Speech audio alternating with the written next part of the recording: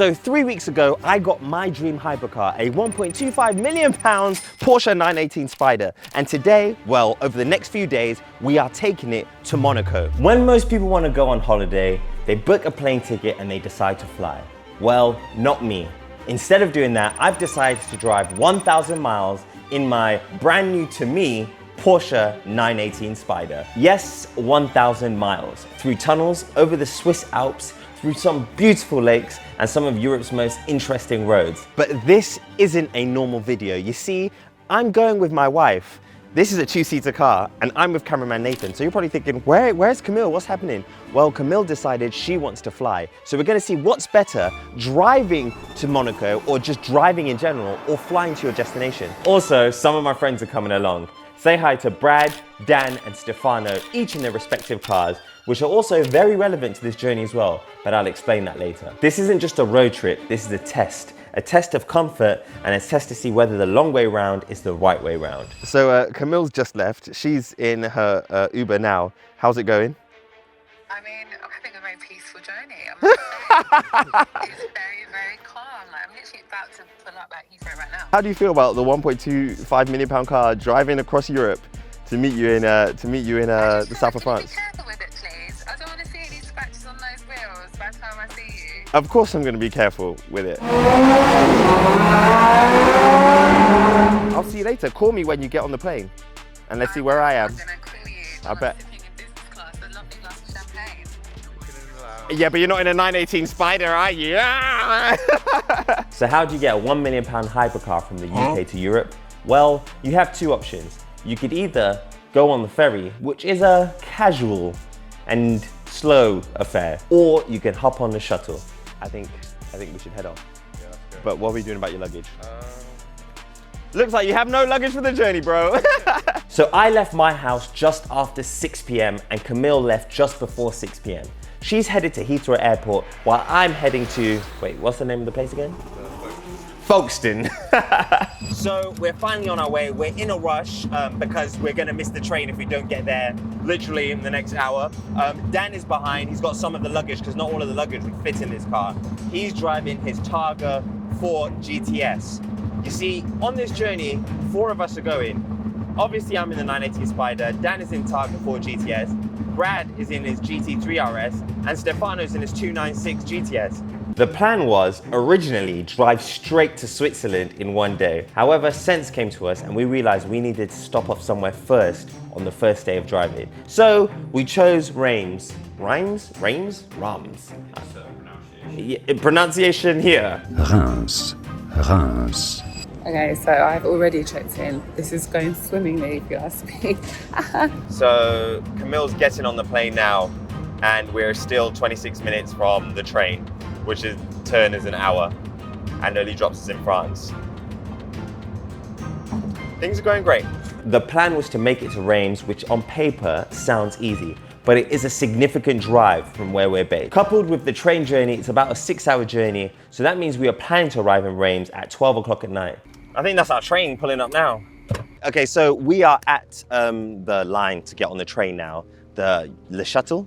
We've got the lineup of the cars here. I thought this would be a good way to demonstrate the versatility of the 918 Spyder because essentially the 296 is a hybrid supercar. This is a hybrid supercar. The GT3 RS is a track-owned Porsche. This is a track-owned Porsche.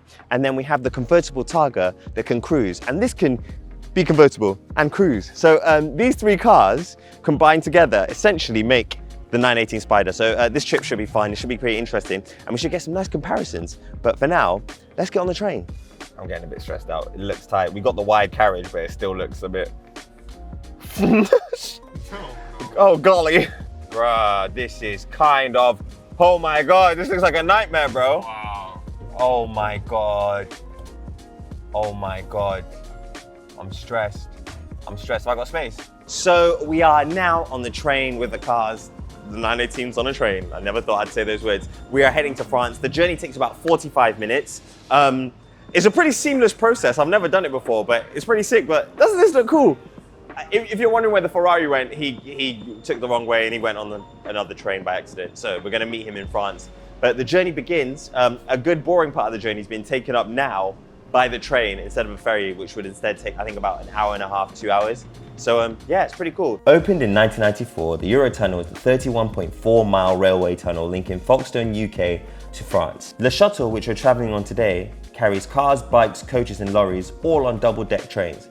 You drive on, stay in your car, and 35 minutes later, you're in France. So a big issue when you go abroad in a right-hand drive car is that when you get to pay for tolls, you have to struggle because you have to reach over the car. So if you haven't got a passenger with you, it makes paying for tolls quite laboursome. However, my friend Brad has come up with a genius solution. Brad, how you doing? How you doing, man? Would you like to show him your solution? Yeah, so I couldn't afford the 918, it's left-hand drive. Can't reach, say less.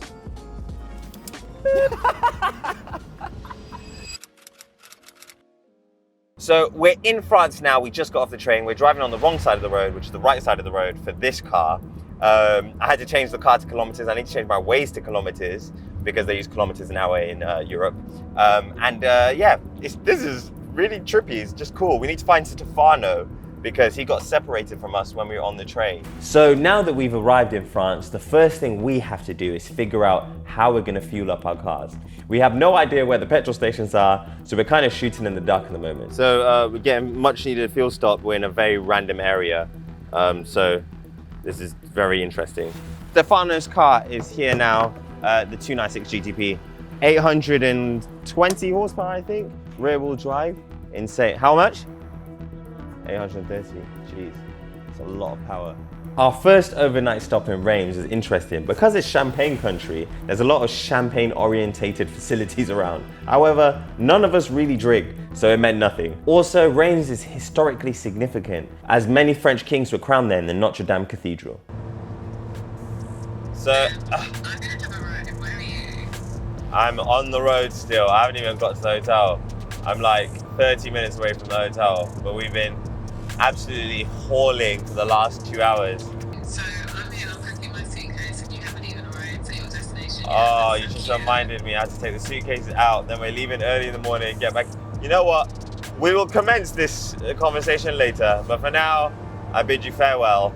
I've got 30 minutes of driving to get through. So Camille is right. She is there at the hotel and she is in comfort.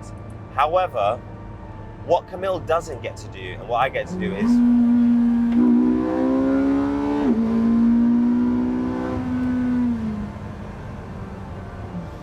I think I know where I'd rather be. So this is Reims. We're arriving in Reims, where we're staying for the night. Well, we think we're staying for the night.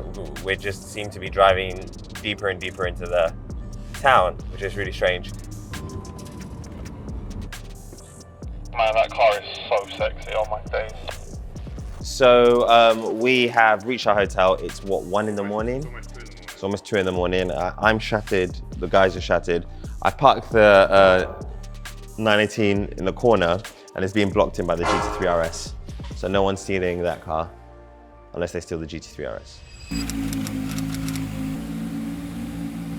The next day, we decided to drive straight to Lake Como from Reims. This meant us tackling Switzerland and the Swiss Alps in one day. This should be interesting. This journey altogether will take us about 9 hours, and it involves driving on boring roads like the road we're on now, but also driving on some tight, woven mountain passes. Something that I've never done before in one of my own cars anyway. So it'll be pretty exciting to do that. As soon as that's done, we descend into Italy, and then we proceed on to Lake Como, one of the most beautiful lakes in the world. There's a lot of history there, and there's a lot of beautiful architecture, so I'm looking forward to checking it out. We were hoping to get there in the afternoon, but now it's looking like we're gonna get there in the evening. But we'll see what happens. If we drive non-stop at this point in time, it says we're gonna get there at, oh no, that's to get to the Alps. We're gonna get to the Alps in 6 hours time.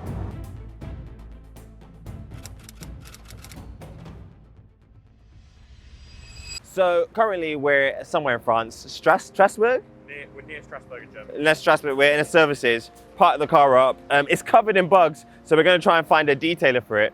The GT3 RS, you're gonna see the rollers. The car just looks amazing when the wheels are moving. So do you know how the plate, you know when you're not eating at a great place, when they fill up your drink to that level? That's rude, you know. No, that's actually disgusting. That is actually rude. 0 out of 10. That's a strong 0, and I never say food is whack. But that was actually the worst thing I've ever eaten in my life. The salted caramel milkshake tasted like Do you know what the milkshake tasted like? Windscreen washer. It tastes like windscreen washer. So, Brad said at night the GTS in the mirror looks like a Cayenne. And the reason he said that is because this is like a normal Porsche fitment. Well, not normal, this is a GT car fitment, right? So this is the extreme, and this is the other extreme 911 fitment. I can put 4 fingers in there, you know? What did he say? Do you need front lift on that?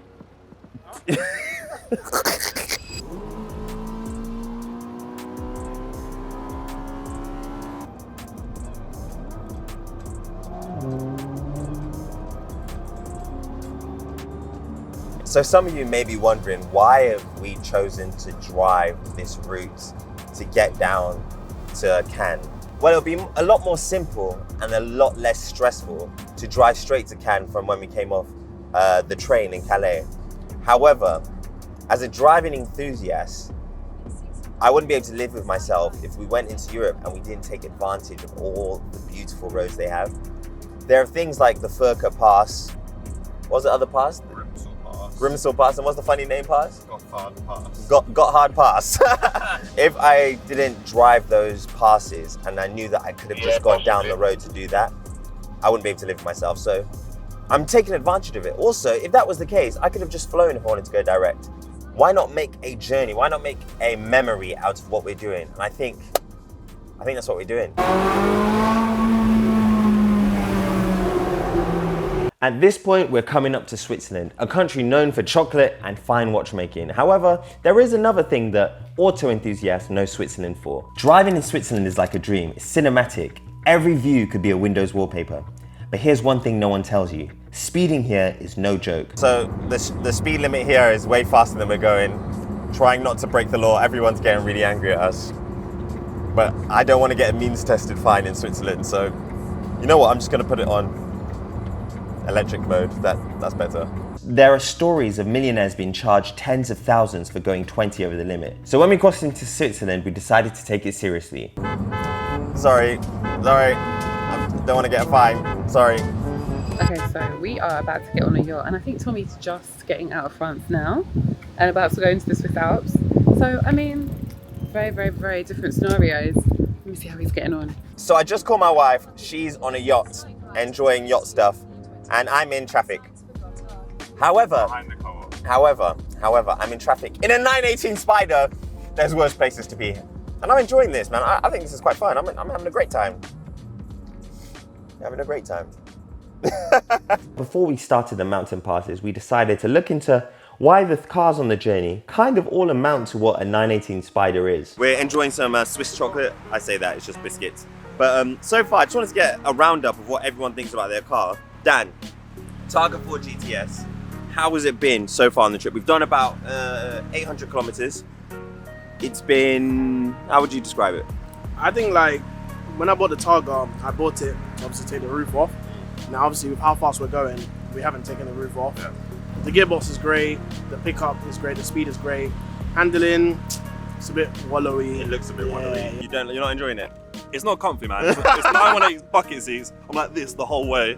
Yeah, but it sounds good. It sounds good. It's firm. Feels good. But you know what? My issue with the GT3 RS, my one anyway, is that the gear hangs incredible. Yeah. It's like it's too much. We'll be sitting at say 70, and it will be like yeah, in just 4,000 RPM, like, non-stop. Ferrari 296. How are you finding that?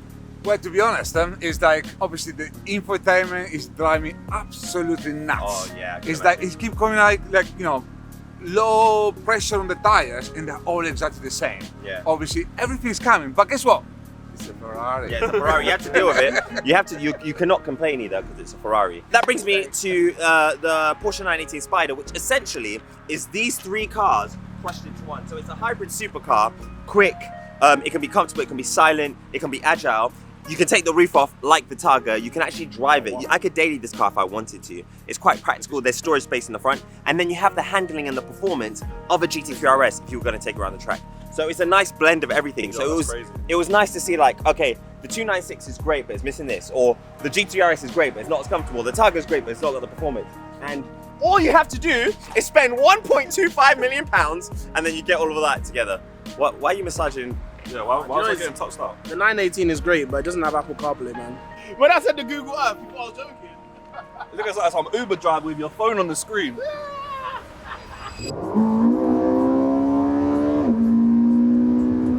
Wow.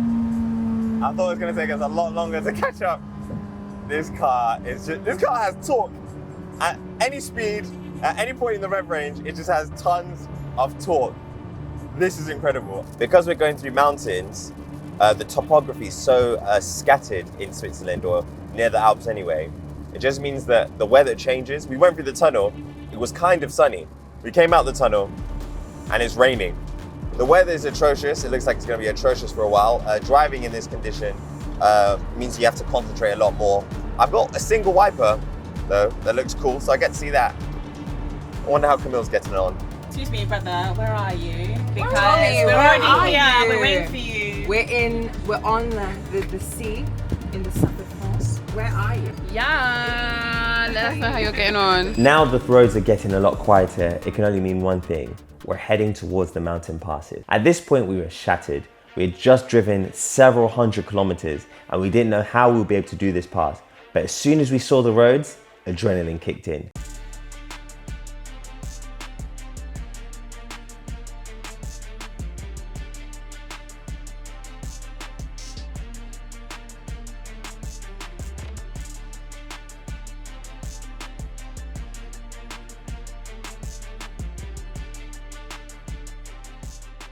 So we've reached the Swiss side of the Alps now. It's gorgeous around here. Like, it's taking my breath away.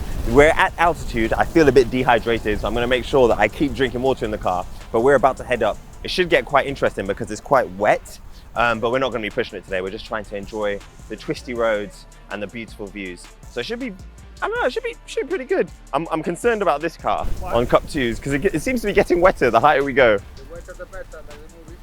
The wetter the better.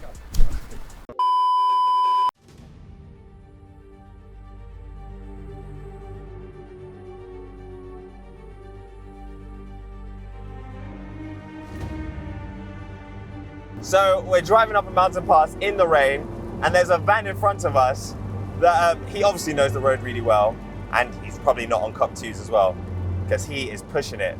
I mean, I can keep up with him, but it's just impressive to see. The guys behind can't keep up though because they're very far behind.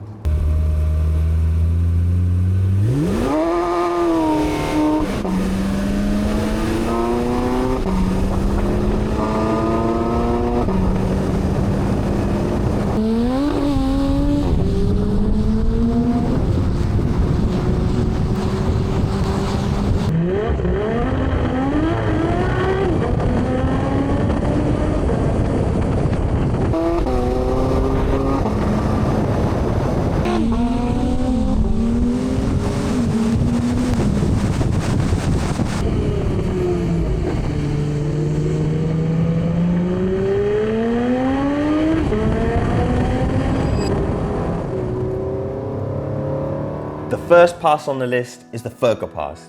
At over 2,400 meters elevation is where they filmed the scene from Goldfinger. Tight switchbacks, massive drop-ups, snowbanks, even in summer. It was like driving through a Bond film.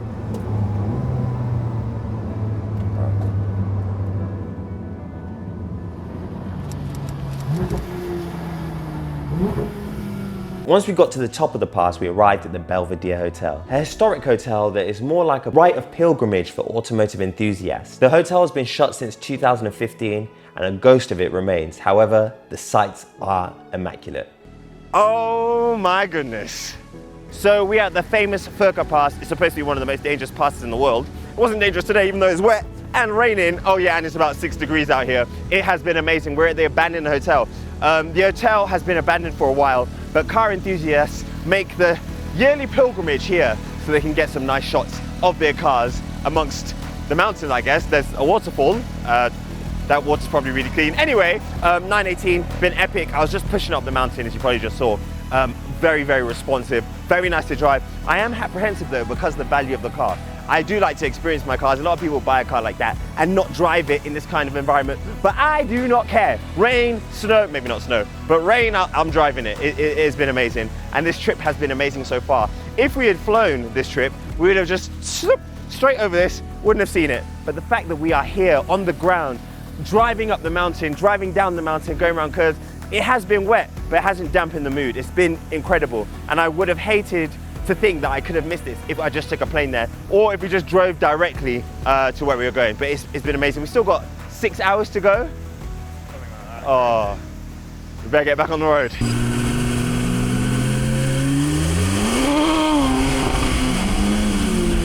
So, the 918, one of the most capable cars that you can buy. It's expensive though, so not everyone can buy it. The car held the Nürburgring lap record for a few years. The technology was far ahead of its time. Even now, when you consider this car was developed in 2014, it still looks like a modern car and it still handles better than most modern cars. But one thing that this car has that a lot of modern cars seem to lack nowadays, especially when they get to big power figures, is emotion. And there's so much in this car. The engine, the naturally aspirated V8 engine, it just sings and it feels so responsive. It was a race-derived engine after all. So as soon as you get on the throttle, it's immediately there with you.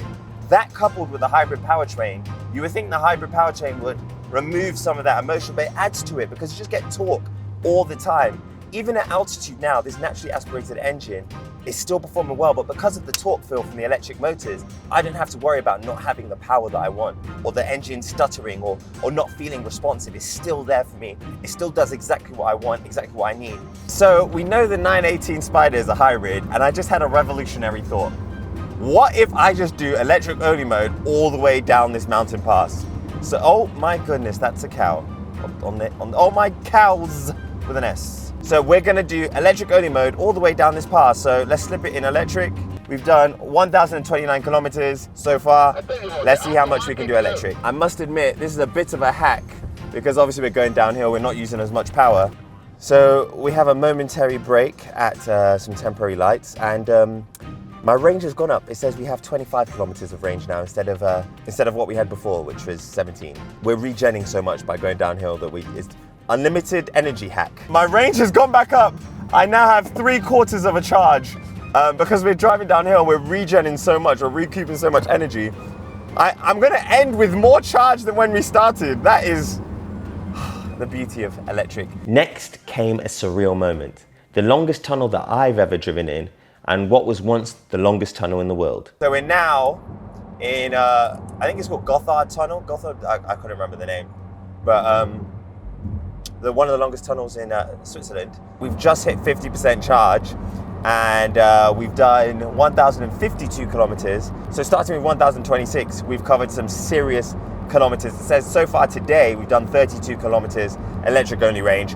918 is the best car in the world. Fight with me, fight with your mum, fight your sister. This tunnel seems to go on forever. We've been driving it for about 5 minutes now. It's 35 degrees in the tunnel. Gotthard Tunnel is one of the longest road tunnels in the world. A straight, humid wormhole through the heart of Switzerland. For nearly 17 kilometers, you're sealed inside a mountain with nothing but your headlights, your thoughts, and the hum of tires on concrete. It's eerie, hypnotic, and very claustrophobic. But in a weird way, it's kind of like a sensory reset after the madness of the mountain pass. 1 minute you're dodging rocks and snowbanks, the next you're deep underground, gliding through darkness. This tunnel seems to go on forever. We've been driving it for about 5 minutes now. It's 35 degrees in the tunnel. The electric system is still powering on. We have 6 kilometers of range left, and I have about 25% battery.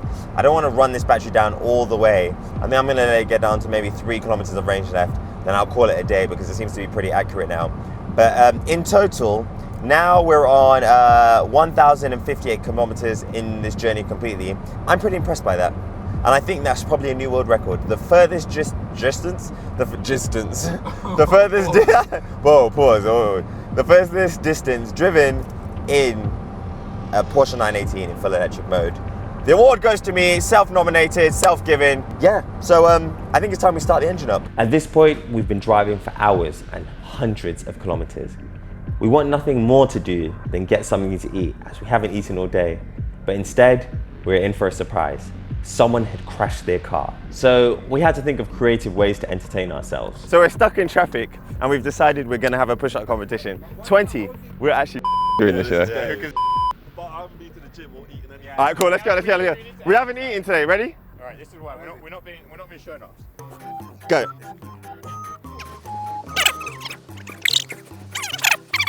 $46, $47, $48, $49, $50. I win. I think I've done like I did 50. 49. Fuck, I didn't even count. Alright. Muscles. Muscles are us. Oh my god! And we're going. After over an hour of waiting, we're moving. My sat nav, I don't know where we're going.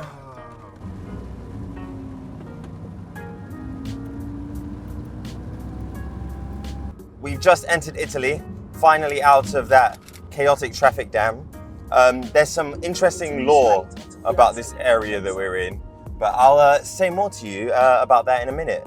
What I'm gonna do for now is check in at the hotel and get some food, because we actually haven't eaten today since we ate that, what was it called? Super burger, some quick super savior, but it was horrendous. But yeah, it's almost midnight, we haven't eaten. Actually, we ate some sweets. Yeah. Yeah, solid.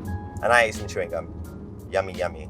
We've got no battery left. We've just checked in at the hotel. We're exhausted. We're gonna get food. I'm exhausted. It was a long drive. So it's the morning time. We've decided we're going to Lake Como to enjoy the sunny weather. So we're gonna go there and hopefully get some Italian food. It's not sunny in Lake Como. This is kind of whack. Where we chose to stay before we hit Lake Como was one of the strangest places I've ever been to. Welcome to Campione d'Italia. Technically, it's Italy, but geographically, it's surrounded by Switzerland.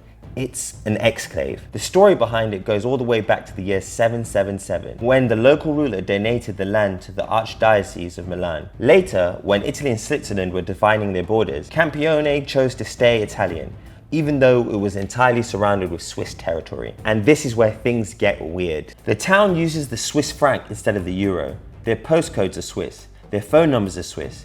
They used to drive on Swiss plates. For a long time, Campione wasn't even a part of the EU customs zone. The town's economy revolved around one thing, the massive Casino di Campione. For decades, it brought tourists and serious money, but the casino shut down in 2018, and the place has left frozen in time ever since. So Dan has been transporting our luggage. Oh my God. Yeah, All right, Dan, open it. Let me just look at it first. Let me just look at it. I'm gonna take the Louis bag away. It's looking a bit shaky still.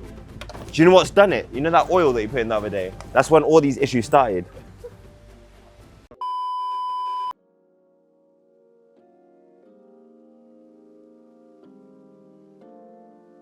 We've left now Italy. We're back in Switzerland momentarily, as like I said, that place is surrounded by Switzerland. And from here, we are heading over to Italy again, which is really weird, but somehow that happens. It must have its own police station and its own mayor and its own, like, yeah, that's such a strange town. After 2 full days of driving from Reims through France, through Switzerland, we finally arrived in Lake Como. So we've arrived at sunny Lake Como, as you can see. The weather's great. It's beautiful though. And it's a nice drive. Really enjoying it so far. We're driving to hopefully somewhere where we can get some pasta or pizza, because we are starving and Italian food is essential when you're in Italy. And then from here, we go on to France. Okay, so the streets here are a lot tighter than I would like. It's just an old town. It's beautiful though, it's stunning. But it makes navigating it in such an expensive car a bit of a myth. Now, I've seen photos and I've watched videos about Lake Como, and I knew it was going to be a beautiful place. But nothing prepared us for the fact that it would be raining when we arrived.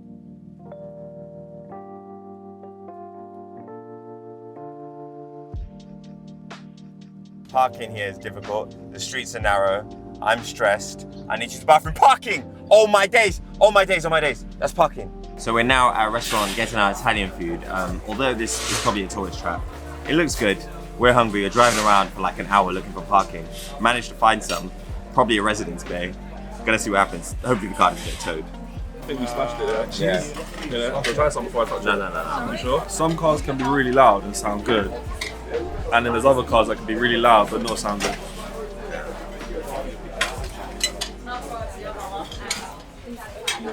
So Lake Como was a bit of a disappointment based on the weather. Also, it's not a place that's really meant for cars. The roads are confusing and bumpy. but the food was good and the views were even better. But from here, we got the stupid idea to drive straight to Cannes. But ironically, this drive turned out to be one of the best drives of the entire trip.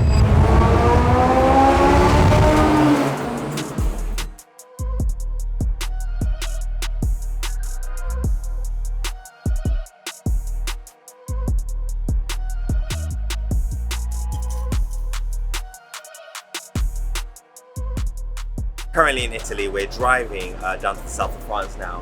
A full tank of the 918 of regular fuel, because they don't have the premium one, 122 euros. Which is crazy. That's for crazy. regular fuel. Yeah, for regular fuel it's crazy. Do you know what's even crazier? Snickers bar, 4 euros. You're serious? Yeah, Snickers bar was 4 euros. Honestly, I don't think a tank of premium would cost that. Not in the UK, 122 for 55 litres. How much is that? 2.2 euros per litre. Wow. What's the damage, Brad? So we filled up, how many litres? 55 litres. I think it was just under a quarter of a tank. 55 litres, filled it all the way up. 105 stinking euros. I've worked hard for this. It's just hot and this is gonna just burn it. So I've finally had the opportunity to take the roof off. We are driving to the south of France now, like I said. It should be a fun drive. Hopefully we avoid the rain. The rain seems to be behind us, so if we drive fast enough, it shouldn't catch us. But it looks so much nicer with the roof off, I think. Still looks good with the roof on, but with the roof off, it just changes the car completely.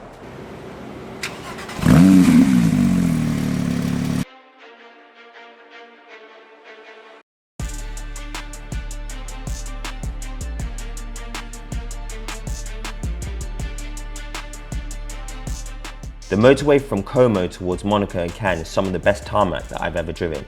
Smooth, fast, and rolling through hills and down towards the sea. But the best part, the tunnels. There are hundreds of them.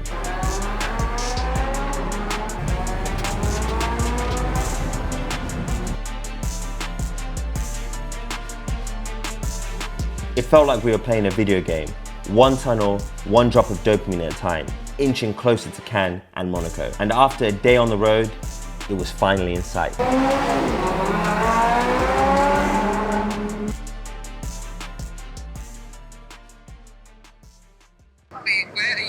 We're in Italy still, but we're along the coast, so we're about to cross into the south of France in about, I think, 30 kilometers, and then we're about an hour from Nice. Oh my gosh, so you're nearly here? Yeah, nearly there. We're getting closer and closer. Yes. How was the drive? Amazing. Stupendous, not even amazing. I enjoyed it. Yeah. I just want to see you, just hurry to get here. Oh, trust me, we're hurrying. We're on the coast of Italy, the southern coast, and we're about to cross over into France. Then from France, we're gonna go to Nice, and then maybe Cannes this evening, or maybe Monaco, we'll see. Or maybe we should save Monaco for tomorrow. I think Monaco deserves the whole day. Let's save it for tomorrow. But this drive down through Italy towards Monaco has been one of the best drives of my life. It's been beautiful, the roads are smooth, it's peaceful, there's lane discipline in Europe. Everyone knows which lane to be in.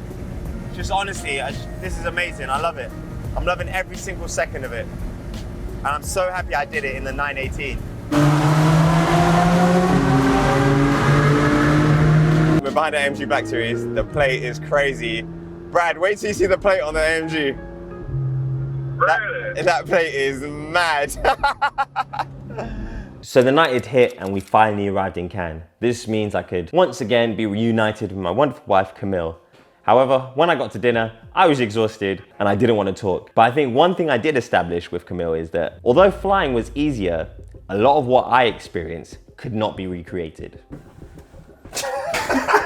This hotel has one iron per floor. I like my clothes neatly pressed. We're gonna head into Monaco now and wrap up this wonderful video. But before that, I'm gonna go back to sleep.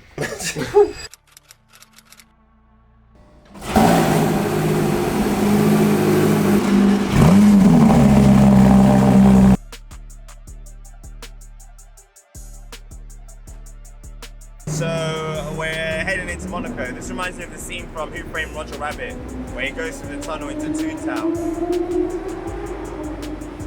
That sounds mad. Porsche GT3 RS. Wonderful sound. I love it. So at this point in the journey, we have left the UK, we have driven to France, we've driven through France, we've driven up mountains, we've driven down mountains, we've been in Switzerland, we've been in Italy, and now we're finally in the south of France, Cannes and Monaco. Monaco being its own technical country, it's one of the most beautiful places that you will ever see. And where better to have such a beautiful car, something that was created in 2015 and something that's left a lasting legacy. A car that was part of a holy trinity, a car that was on many boys' walls growing up. The 918 Spyder is ultimately one of the best cars I've ever driven, if not the best, and has slowly but surely become the best car and my favorite car that I've ever owned. So finally, after 3 or 4 days of driving, we finally arrive in Monaco, and it is stunning. Monaco, the most expensive 2 square kilometers in the world. It's not just a city, it's a statement. No income tax, not many slow cars, no such thing as too much. It's a place where super yachts are parked like hatchbacks and Ferraris are just background noise. And through the middle of it all, a Formula 1 track. Real streets, real traffic, and yet once a year, the world's best drivers squeeze 200-mile-an-hour monsters through hairpins designed for horse carts. You don't just arrive in Monaco, you descend into it, through tunnels that echo like opera halls, cliffs that dive into the sea. It's loud, it's tight, it's ridiculous, and somehow it worked. And today, I got to drive my 918 Spyder through it. After 1,000 miles, 3 countries, 2 alpine passes, and 17 kilometers underground, this is the reward. We are now in Monaco and we've parked at the world famous Hotel de Paris. Experience? Yes. Expensive? Yes. Worth it? Yes, I think. But we're gonna get some breakfast now. This is just chaos. I can't take these guys nowhere. So we're having some lunch in Café du Paris at the moment. I thought this would be a great time to wrap up the journey so far and address some things that you're probably confused about. First thing I want to address is you're probably thinking, where has the Ferrari gone? You've been seeing Porsches the last however so many minutes. The truth is, Stefano got caught speeding and got jailed. I'm not actually joking. He's actually in jail for speeding. Like, just so you know, I'm not joking. Nah, Stefano's Italian, so he went to Italy to see his family. But it would have been, that would have been cool if he actually got arrested. But yeah, no, it's been epic so far. I say so far, it's been an epic journey. Cannes, we didn't really get to explore last night because it was dark. I find the streets in Cannes a bit hard to navigate as well. But we're in Monaco now. Monaco is beautiful, but again, difficult streets to navigate. And I thought that should lead us on to my favourite point of the drive during this journey. Or in fact, before I do that, I want to ask Brad, what was your favourite? That's a good question. I think the time we got right to the top of the Furka Pass, I think I like that. I think arriving in Cannes/Nice/Monaco was the best part for me because it's just a real sense of achievement, knowing we made it to the finish line without any crazy mishaps. So we got cut off because we were told we weren't allowed to film in the restaurant, but we were just going through what our favourite part of the drive was. But I think my favourite part of the journey was coming into the south of France from Italy. Like, I think that was the favourite. Like, going up the mountain was sick and the twisties, but I've done so much of that in my time that now I'm just like a bit blasé about it. But when we came into the south of France, I've never done anything like that before. It was beautiful. The weather was nice. The vibe was right. The roof down was in 918. I just don't think you can beat that. That was probably one of the best experiences of my life, and I'm definitely going to be coming back here.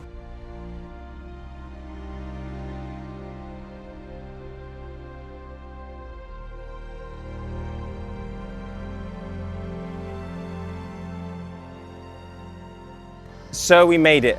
1,000 miles, 4 countries, mountain passes, toll booths, and a lot of memories. Oh, and a lot of petrol, probably enough to bankrupt a small village. But we made it. We are in Monaco now, playground of the rich. You can see the harbor in the background.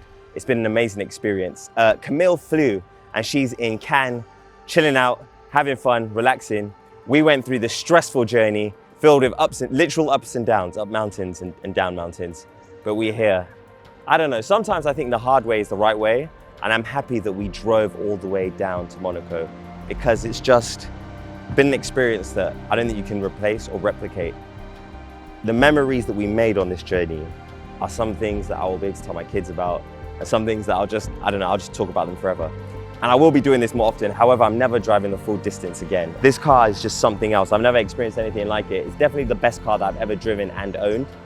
And I can't wait to make more memories in it. But for now, let's recap the entire journey. So in total, across this journey, we've done 1,671 kilometers, which is 1,041 miles, or roundabout. This is how much we did in fuel. I can't be bothered to add it up, but that's how much it cost. Italy was the most expensive part in fuel.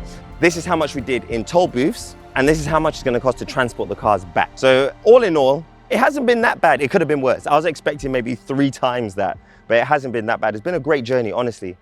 Unforgettable, and I'm glad that we didn't fly, because if I flew, I would have missed out on so many beautiful things, so many beautiful sights, and that wonderful burger that we got in France that I'll never forget, because it was the worst thing I've ever eaten in my life.